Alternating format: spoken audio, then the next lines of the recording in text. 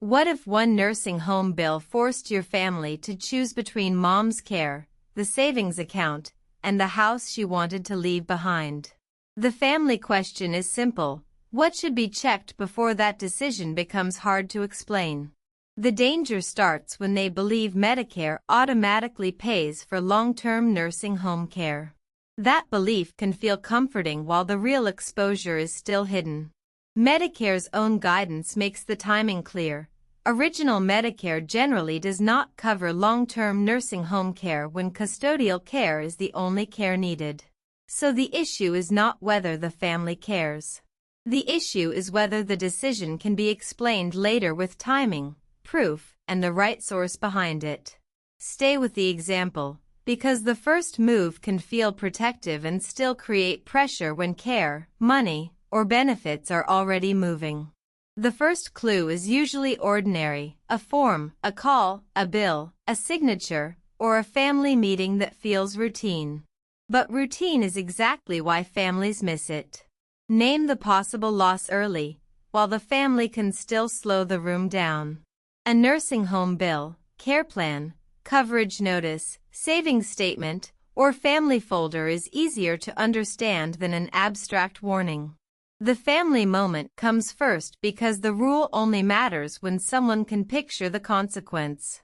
The unanswered question is practical. What has to be verified before the family acts? The envelope hits the kitchen counter with a soft thud, but this time someone looks up, Mom's son, still in his pajamas from an early morning walk. He picks it up slowly, eyes scanning over dates and totals before he stops mid-sentence. This isn't just another month, he says quietly to himself. This is the first real one. The room feels heavier now, not because of the numbers on the page, but because they've stopped pretending this will all work out somehow. The bill doesn't look different from any other, yet something about it lingers in the air. It's not just a number, it's a choice. If what mom needs is help with daily tasks like dressing or eating, then original Medicare generally does not cover long-term nursing home care. That line on the back of the invoice feels smaller now, but no less important. They had assumed someone would pay for this kind of support after she fell last winter and needed help getting up again. But now, with that first real number staring them down, they're realizing skilled recovery is different from long-term daily care. Medicare Part A may cover short-term rehab if the requirements are met, like a recent hospital stay, but it doesn't automatically pay for ongoing assistance when there's no medical recovery involved. The mistake isn't in needing help, it's in assuming who will pay before asking one simple question: is this bill for skilled recovery or long-term daily care? That single line on the back of an invoice can change everything. And it's not too late to slow down and read what's there, before the next decision feels like something you have to explain later. By the end, the cost gap stops being a source of dread and becomes one plain question at the table: what kind of care is this?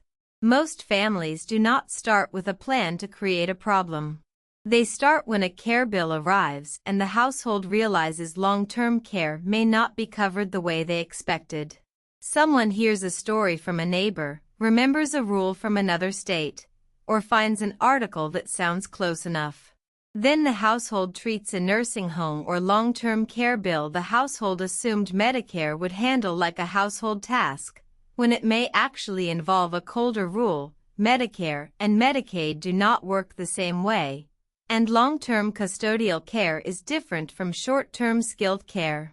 Medicare Part A may cover short-term skilled nursing or rehab care after hospitalization when requirements are met. That is why confidence can be dangerous here. A confident answer is only useful if it belongs to this household, this place, this timing, and this decision. Without that match, the household may not discover the gap until a bill, notice, review, or care office asks for the record behind the choice. This is how a good intention turns into a paperwork problem. The household remembers the goal, but the file does not show the full path. The earlier the household checks the path, the less they have to rely on memory later. This is where the story becomes familiar. Nobody wants to slow the household down when care already feels urgent. But a rushed answer can travel from one relative to another until it sounds official even when nobody checked the source. The household may remember the goal clearly and still lose track of the exact rule, date, form, payer, or office that matters. That is the difference between a good intention and a usable record. In most homes, Medicare and Medicaid do not work the same way, and long-term custodial care is different from short-term skilled care, and no one notices until a bill or a notice forces the issue. A careful household can still miss the difference when each item is read on a different day. The nursing home cost gap is easier to understand now than during a rushed call later. That is why the calm check is worth doing before the next step depends on it. The household sees the intention, while the later review sees the record. The intention may be love, protection, fairness, or fear. The record is colder: care dates, service type, payer, bills, coverage notices, accounts, and who approved the care.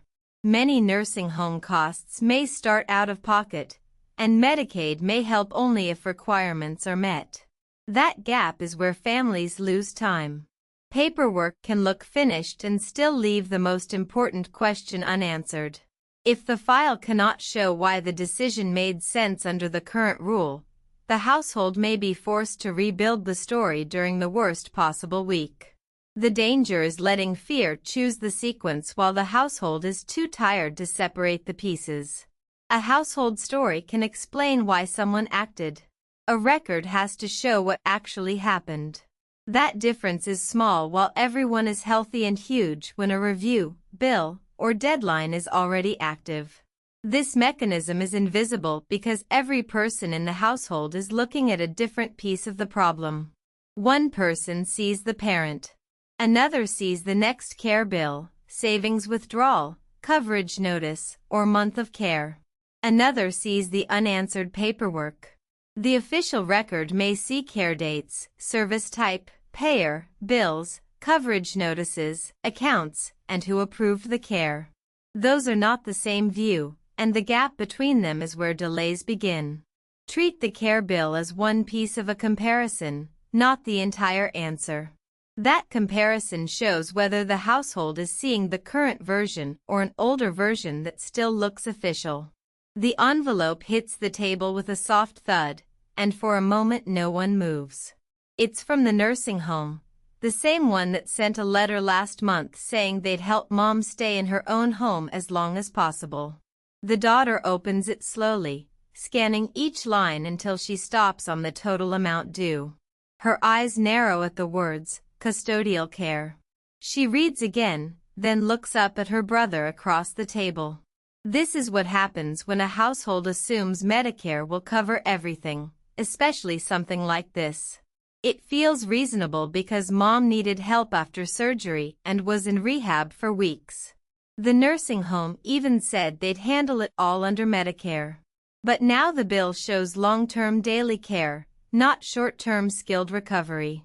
And that's where things change. Medicare Part A may cover short-term skilled nursing or rehab care when requirements are met, but only if the need is medical and temporary. Long-term custodial help, like assistance with bathing, dressing, or eating every day, isn't covered by original Medicare in most cases. That means this bill could be coming out of their savings unless something else changes. The mistake here wasn't that mom needed care. It was assuming who would pay before asking one simple concern: is this for short-term skilled recovery, the kind Medicare might help with, or long-term daily support, which it usually doesn't? That line on the back of a nursing home invoice can change everything. Now the household has to separate what they assumed from what actually matters. The care type is different. The likely payer may be too. And if Medicaid becomes part of the conversation later, that's not something you flip a switch for. It depends on rules and timing only some people know ahead of time. The daughter exhales slowly, then picks up her phone. She knows what to do next, call the nursing home and ask exactly what kind of care is being billed. Because if they don't get this right now, there may be no second chance later, not with savings, not with peace of mind, and certainly not with time. Not only a fast drain on savings, urgent Medicaid questions, and pressure on the home or spouse. It is the daughter making the third call because each person tells her to check somewhere else. It is the son comparing old plan papers while a parent needs a clear answer now. It is the household wondering whether the next care bill, savings withdrawal, coverage notice, or month of care will become the next argument. Medicare Part A may cover short-term skilled nursing or rehabilitation care when Medicare requirements are met. That emotional cost is why the household needs the care plan, bill, coverage notice, savings picture, and payer detail on the table before making a change. A rushed decision can create two problems at once: the immediate problem in front of the household and the paper trail problem behind it. Every unclear answer steals attention from the person who needs help. That is why this subject belongs in a calm household conversation, not only in an emergency call. The hidden cost is measured in more than money. It is measured in calls, delays, tension, and lost attention. A household that is already tired has less patience for vague answers and more pressure to accept the quickest explanation. That is exactly when a small missing detail can become the center of the whole conversation. The cost is avoidable only if the household checks the detail before the emergency makes it emotional. The stress appears when the household has to separate skilled care, custodial care, Medicaid eligibility, and out-of-pocket costs under pressure, and the answer is still scattered across memory. Clear notes reduce repeated calls because the household can point back to what was checked.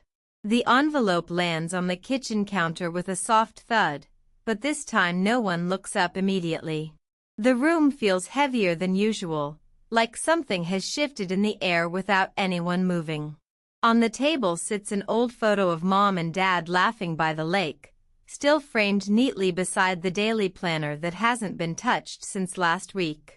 The daughter finally breaks the silence, her voice quiet but firm as she slides the envelope toward her brother's untouched coffee mug. She doesn't open it right away. Instead, she studies the return address for a moment longer than usual before flipping it over and reading the words on the back: long-term daily care. Her brow furrows slightly. She sets the letter down again, then reaches for the phone without looking at her brother. He watches her closely now, his face no longer unreadable but thoughtful, as if he's been waiting to see this moment come. The nursing home had said Mom could stay in her own home, that they'd help with things like meals and bathing so she wouldn't need a more expensive facility. But the letter is different from what was promised before, more detailed, more final. It lists hours of daily support, tasks not covered by insurance, costs that don't match any previous estimate. The daughter exhales slowly but doesn't pick up the phone yet. Instead, she looks at her brother again and says something simple: "We need to know what this means before we move forward." Her voice carries a calm certainty now, not from knowing all the answers, but from choosing not to ignore the question that's been lingering in the air since the letter arrived. The envelope stays on the table. The photo remains untouched. But for the first time today, there is no panic, just space to decide what comes next. By the end, the household care and billing file should not be controlling the room anymore. If the answer is still unclear, bring that one detail to Medicare.gov, Medicaid.gov, the plan, and a qualified elder law professional for personal decisions before a rushed change turns uncertainty into regret. If anything still looks uncertain, bring that one detail to Medicare.gov, Medicaid.gov, the plan, and a qualified elder law professional for personal decisions before pressure takes over. Take one safe step: bring this specific decision to Medicare.gov, Medicaid.gov, the plan, and a qualified elder law professional for personal decisions, and use it to ask one plain concern before assuming who pays. Is this bill for short-term skilled recovery or for long-term daily care? The same risk from the beginning is still real, but it is no longer vague. The parent, the spouse, the savings, and the next decision can finally sit in one clearer conversation. The safest move is simple. Ask who is expected to pay for this type of care and for how long, while the table is calm enough to hear the answer. That does not make every decision easy, but it gives the people around the parent something steadier than panic. It gives them a cleaner decision, a calmer room, and a little more peace of mind. A short pause today is easier than a rushed explanation when the letter is already open. If one coverage answer, notice, or document now feels uncertain, start there. The final step is a small action, not a legal strategy. The action is to slow the next decision down until the controlling source is clear. When the next decision arrives, the household can meet it with a clearer table, current information, and less panic. Let the final action stay small and specific. Ask one plain concern before assuming who pays. Is this bill for short-term skilled recovery or for long-term daily care? The care bill may still lead to a difficult conversation, but it should not lead the household into the dark. Then the next choice is not being made from panic alone. It is being made with a parent in mind, the household on the table, and a little more peace of mind.